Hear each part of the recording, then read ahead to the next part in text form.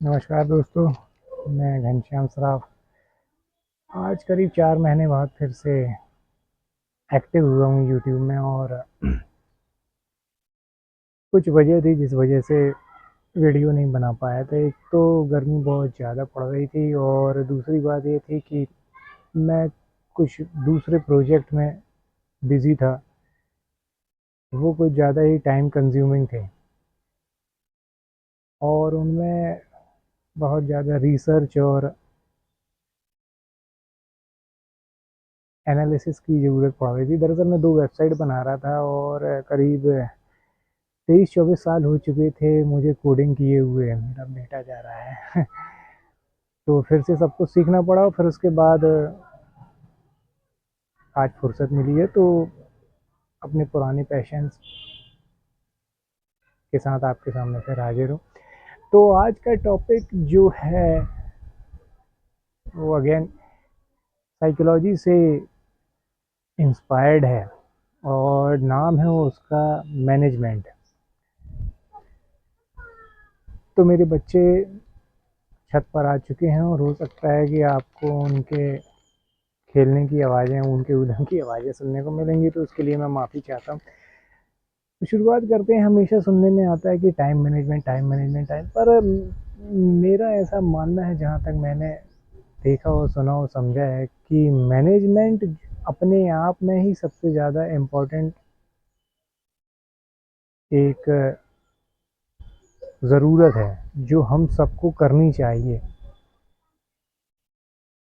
अब time management तो होना ही चाहिए, पर साथ में और भी कई एरिया हैं हमारी लाइफ के जहाँ पर ये मैनेजमेंट होना बहुत ज़्यादा ज़रूरी होता है, पर हम हमेशा उन चीज़ों को भूल जाते हैं। टाइम मैनेजमेंट का हुआ ऐसा है कि हम हर चीज़ को टाइम मैनेजमेंट से करने के लिए उन जो एरियाज हैं वहाँ पर भी इतना ज़्यादा फोकस कर लेते हैं कि जहाँ पर सही में मैनेजमेंट की ज़रूरत है वहाँ पर हम ध्यान ही नहीं दे पाते। तो आज इसी में बात करेंगे। तो कई एरिया हैं हमारी लाइफ के जहाँ पर management, precise management, micro management, macro management, हर तरह से मैनेजमेंट को हमें करते रहना चाहिए। तो मैनेजमेंट ओवरऑल कहाँ करें, कैसे करें और किस तरीके से करें। सबसे पहले तो ये जान लें कि जो टाइम मैनेजमेंट का जो हुआ है उसके पीछे बाकी के एरियाज़ के जो मैनेजमेंट हमारे छूट जाते हैं, पहले तो हम उन्हें जान लें कि वो कौन से एरियाज़ हैं। तो सबसे पहले वो एरियाज़ मैं आपको बता देता हूँ जो मुझे लगते हैं कि सबसे ज़्यादा ज़रूरी हैं। उनमें सबसे पहला है life management, financial management, emotional management और social life management, family management, और इस तरह से और भी एरियाज़ आप जोड़ सकते हैं। तो अब ये मैनेज कैसे होंगे? देखिए, हम टाइम को इसमें डिस्कार्ड नहीं कर सकते हैं। इन सभी मैनेजमेंट में टाइम ही एक ऐसा स्केल होगा जिसका इस्तेमाल किया जाएगा सबको मैनेज करने के लिए, कि मतलब कोई ना कोई स्केल, एक छड़ी तो होनी चाहिए जिससे हम नाप सकें। जब हम नाप सकेंगे तभी तो हम उसे कम ज़्यादा मैनेज कर सकेंगे। तो टाइम तो इसमें रहेगा ही रहेगा, इसीलिए मैंने टाइम मैनेजमेंट नहीं बोला है। टाइम को इस्तेमाल करके बाकी के एरियाज में मैनेजमेंट करना है, ये फंडामेंटल बात मैं आज रखना चाहता हूँ यहाँ पे। तो देखिए, मैनेजमेंट जैसे सबसे पहले तो एक मैं आपको बताऊंगा कि आप ऐसा सोचिए कि जैसे मान लीजिए आप रेलवे स्टेशन जा रहे हैं और आपकी ट्रेन जो है राइट टाइम पर है और आपने सही समय पर घर से निकले, पर ट्रैफिक की वजह से आप कहीं फंस गए और आप ट्रेन तक पहुंचने में 5 मिनट देर हो गई। तो देखिए, 5 मिनट की अहमियत आपको अब पता चल जाएगी। तो टाइम की वजह से हमें घर से निकलने के लिए जो अपना तैयारी का मैनेजमेंट है, जो डिपार्चर का मैनेजमेंट है घर से निकलने का, वो मैनेज करना चाहिए। हमें आधे घंटे पहले वहाँ पर पहुँचना चाहिए। तो ये छोटा सा मैनेजमेंट हो गया। इस तरह से आप कई तरीके से एग्जांपल दे सकते हैं कि जैसे अगर आप कोई कार ड्राइव कर रहे हैं, अगर किसी दूसरे की गलती की वजह से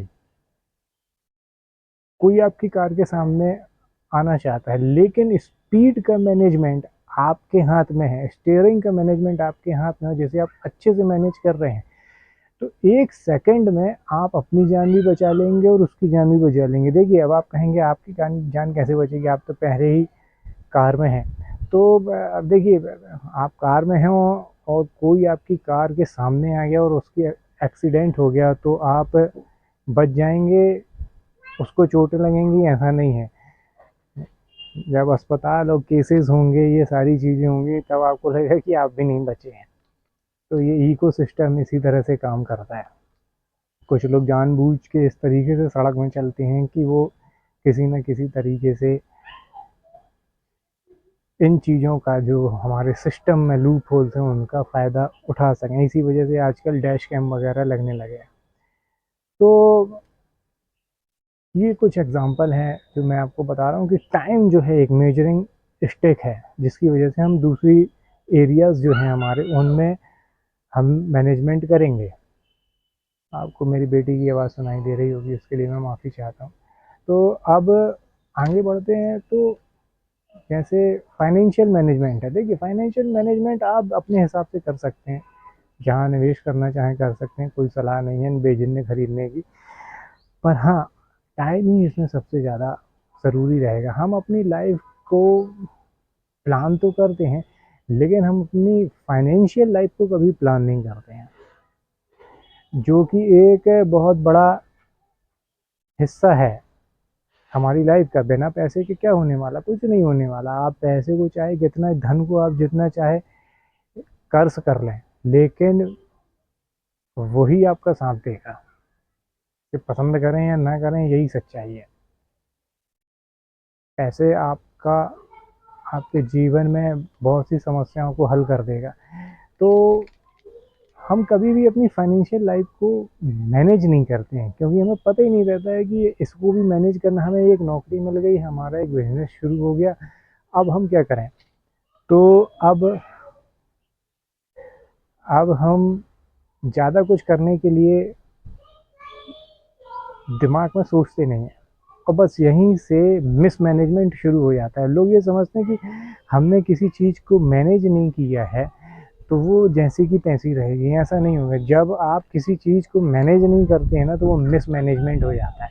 जैसे जो मैंने 5 आपको टॉपिक्स बताए थे, उसी में एक हेल्थ मैनेजमेंट भी होना चाहिए। अगर आप अपनी हेल्थ को मैनेज नहीं करेंगे तो वो मिसमैनेज होने लगेगी। आप कहीं पर भी देखें, आपने अपनी फाइनेंशियल लाइफ को मैनेज नहीं किया तो वो मिसमैनेज होने ऑटोमेटिकली होने लगता है। ये बाय डिफ़ॉल्ट होने लगता है कि आपने मैनेज नहीं किया, तो अब वो मिसमैनेजिंग अपने हिसाब से, जैसे गाड़ी का स्टीयरिंग है ना, आपने उसको मैनेज नहीं किया, आपने उसको अपने में छोड़ दिया, तो बस वो जहाँ जैसा स्लोप आएगा सड़क का, वो उसी हिसाब से वो घूमने लगेगा और घटना दुर्घटना हो सकती है। तो ये आप इस चीज़ को समझिए, मैनेजमेंट अगर आप नहीं करेंगे तो मैनेजमेंट होना तय है। इसी तरीके से जैसे हम लाइफ का मैनेजमेंट देखें, तो देखिए हम अपनी लाइफ में बहुत बड़ा समय तो स्कूल कॉलेज की मैच्योरिटी में गुजार देते हैं। 25-26 साल तो इसी में गुजर जाते हैं, हमें लाइफ के एक्सपीरियंस होती नहीं है। हम एक कंट्रोल्ड एनवायरनमेंट में पले बड़े रहते हैं। जब एक्सपीरियंस नहीं होगा आपको, तो आप किसी भी लाइफ के किसी भी एरिया की सच्चाई को आप समझ नहीं पाएंगे।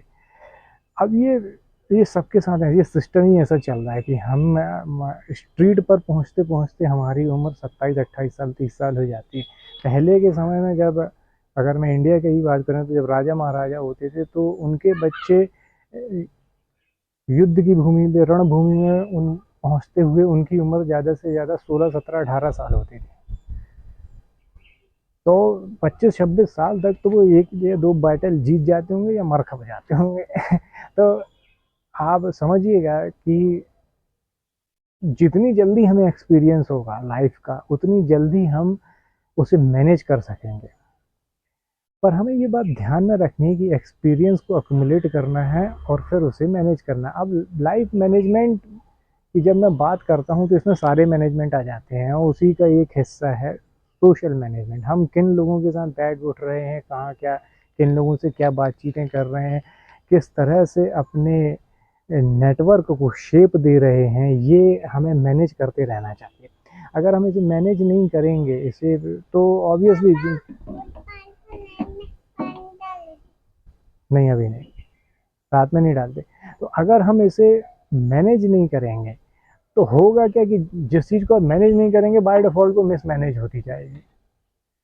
जैसे आप देख रहे होंगे ना, यहाँ पीछे बहुत सारे गमले मैंने लगाए हुए हैं।